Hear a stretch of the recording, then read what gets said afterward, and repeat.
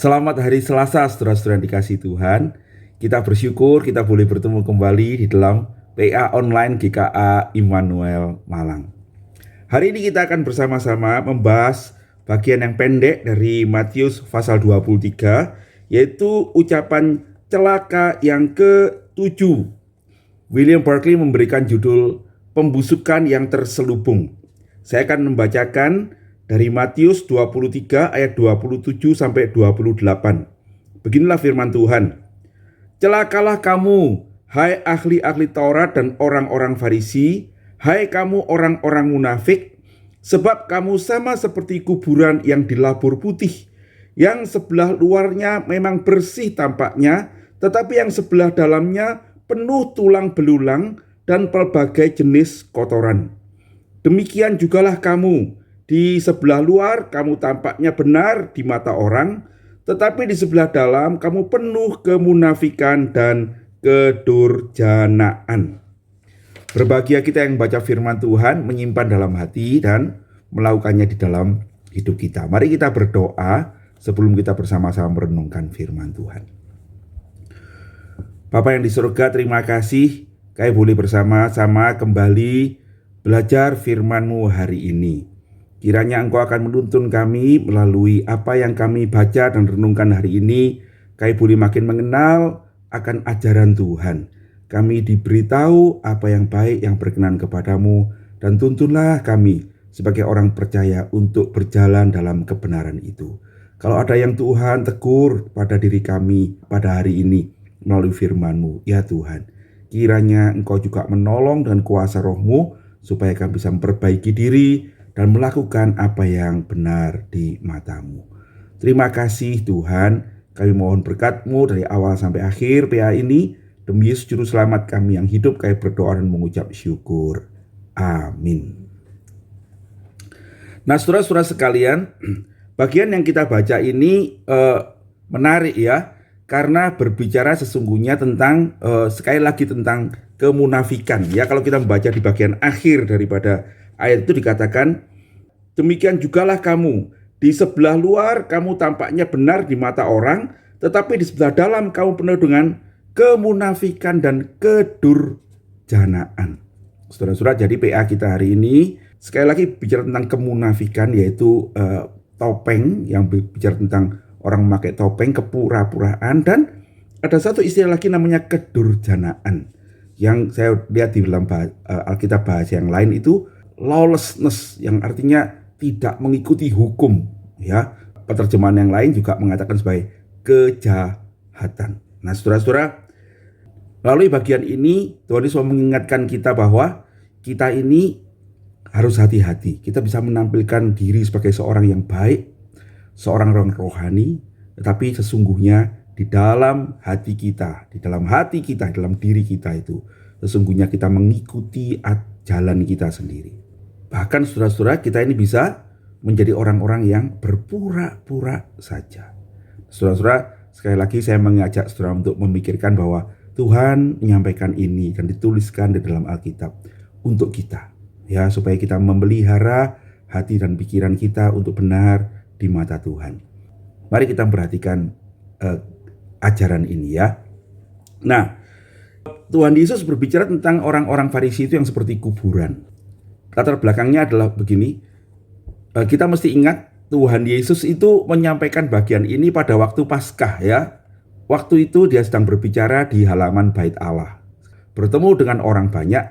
Dia baru saja bertemu dengan orang-orang Farisi dan ahli Taurat, dan orang-orang banyak yang datang itu sebetulnya sedang merayakan Paskah ya. Ini perayaan Paskah yang terakhir bagi Tuhan Yesus ya, sehingga kita mesti mengerti ya, ini konteksnya adalah Paskah. Nah, apa yang terjadi pada waktu Paskah ini? Nah, saudara-saudara sekalian, Paskah itu dirayakan pada bulan Nisan, yaitu bulan yang pertama bagi orang-orang Yahudi, orang Israel ya.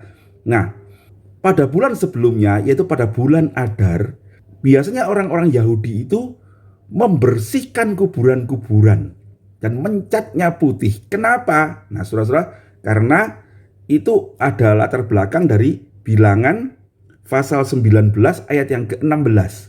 Saya baca bunyinya begini ya. Juga setiap orang yang di padang yang kena kepada seorang yang mati terbunuh oleh pedang, atau kepada mayat, atau kepada tulang-tulang seorang manusia, atau kepada kubur, orang itu najis 7 hari lamanya. Nah, saudara-saudara sekalian, jadi dikatakan bahwa orang yang menyentuh mayat atau bahkan menyentuh kuburan itu bisa najis 7 hari lamanya.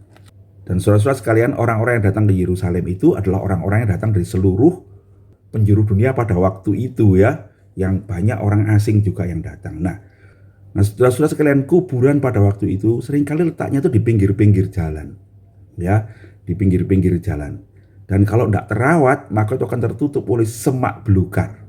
Dan kalau tertutup oleh semak belukar, lama-lama kuburan itu akan tidak kelihatan lagi, ya. Bahkan batu nisannya itu bisa copot dan sebagainya. Sehingga orang kalau lewat, kalau tidak sadar, dia akan bisa menginjak kuburan itu. Atau bahkan dia bisa, kalau duduk, dia tidak sengaja menduduki tanah yang bekasnya kuburan itu.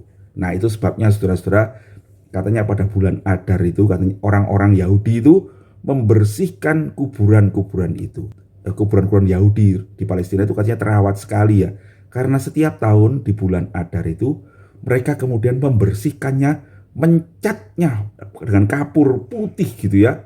Sehingga William Barclay itu mengatakan, maka ketika orang berjalan di Palestina pada suatu hari di musim semi, yaitu di awal Paskah itu, kuburan-kuburan itu tampak putih bersih, sangat cantik ditimpa sinar matahari. Jadi kelihatan bagus begitu ya. Justru di pinggir-pinggir jalan itu ada kuburan-kuburan yang putih-putih, terawat, rapi begitu ya. Kenapa?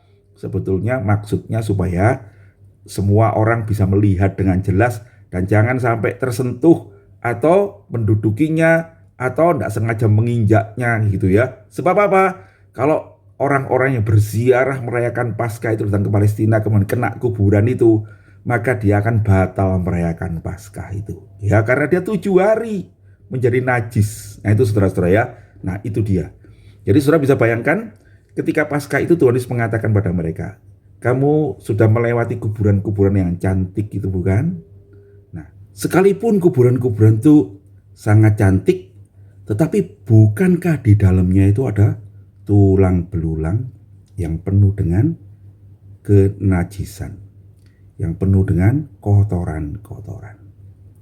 Nah saudara-saudara sekalian, Tuhan Yesus mengingatkan orang-orang Farisi itu, celakalah kamu jikalau kamu menampilkan kehidupan keagamaanmu dengan sangat baik, kamu melakukan ritual-ritual dengan sangat rapi, orang-orang melihat itu begitu indah, tapi sesungguhnya di dalamnya kamu bukan melakukannya untuk kemuliaan Tuhan, tetapi untuk kepentinganmu sendiri. Itu kepura-puraan itu saudara-saudara. Melalui ritual-ritual itu kamu mendapatkan penghormatan, kamu mau dihargai, bahkan bisa mendapatkan keuntungan-keuntungan dari materi gitu ya. Orang berikan persembahannya kepadamu dan kau mendapatkan keuntungan-keuntungan materi. Dan lebih jauh lagi Tuhan Yesus mengatakan di dalamnya bukan cuma penuh kepura-puraan, kemunafikan, tetapi ada kedurjanaan, yaitu kejahatan saudara-saudara ya. Sesuatu yang dilakukan, kesesatan yang di luar hukum. Artinya apa? Bukan cuma itu merupakan kepura-puraan, tetapi kamu punya maksud-maksud yang buruk di dalamnya. Melalui penampilanmu yang baik, kamu mendapatkan kehormatan, lalu kamu kemudian menggunakan kekuatanmu, kehormatan yang kamu terima, persepsi orang yang baik kepadamu itu untuk mengarahkan orang kepada sesuatu yang buruk. Contohnya misalnya, kita bisa membuat orang itu jadi benci pada orang lain. Kita bisa membuat orang itu kemudian melakukan sesuatu yang buruk atau melakukan penipuan, misalnya gitu ya, dengan tujuan untuk mendapatkan keuntungan yang bisa menguntungkan kita juga. Kita memperbolehkan dosa-dosa dan sebagainya. Nah saudara-saudara sekalian, Tuhan Yesus mengingatkan orang-orang Farisi, ahli Taurat itu ya. Dan saya kira itu juga yang dilihat oleh orang banyak pada waktu itu, sehingga mereka juga mengaminkannya. Jadi saudara-saudara, pelajaran kita hari ini untuk kita renungkan dalam hidup kita. Mari kita menjaga apa yang di dalam hati kita. Tuhan Yesus selalu mengatakan, ya kasihilah Tuhan Allahmu dengan segenap hatimu, dengan segenap jiwamu, dan dengan segenap akal budimu. Saudara-saudara, kegiatan keagamaan kita biarlah tidak kita lakukan untuk diri sendiri, tapi karena sungguh kita itu mengasihi Tuhan. Kita melakukannya bagi Tuhan. Dan kemudian Tuhan mengatakan, kasihilah sesama manusia seperti dirimu sendiri. Mari kita melakukan semua kegiatan ibadah kita ini, kebaikan-kebaikan kita itu, dengan hati yang mengasihi sesama, bukan hati yang membenci sama, dengan tujuan-tujuan untuk kedurjanaan, untuk mencelakakan orang lain, membenci orang lain, menyingkirkan orang lain. Saudara-saudara, mari kita menjaga hati kita. Apakah perlu penampilan yang baik itu? Saudara-saudara, saya perlu, ya. Tuhan Yesus tidak melarang orang-orang itu untuk melabur kubur-kubur itu. Itu penting juga, ya. Kalau kita melakukan ibadah, kita perlu melakukan yang terbaik untuk Tuhan, ya. Kita mesti menyiapkan diri untuk beribadah dengan baik. Kita mesti menunjukkan diri menjadi orang Kristen yang taat. Kita mesti menunjukkan kata-kata yang membangun, yang baik. Kita mesti menunjukkan perbuatan-perbuatan yang menjadi berkat. Itu memang saudara-saudara harus dilakukan, supaya kita menjadi kesaksian. Nah, tetapi di dalamnya saudara, yang mendasari itu biarlah cinta kita akan Tuhan dan cinta kita kepada sesama kita. Tuhan kiranya dipermuliakan di dalam hidup kita, dan kiranya ibadah kita ini dipandang baik oleh manusia. Gereja Tuhan boleh berkembang, tetapi juga ibadah kita ini menyenangkan hati Tuhan, sebab kita melakukannya dengan hati yang sungguh-sungguh mencintai Tuhan. Yang Paskah ini kita ingat, dia mati berkorban untuk kita karena mengasihi kita.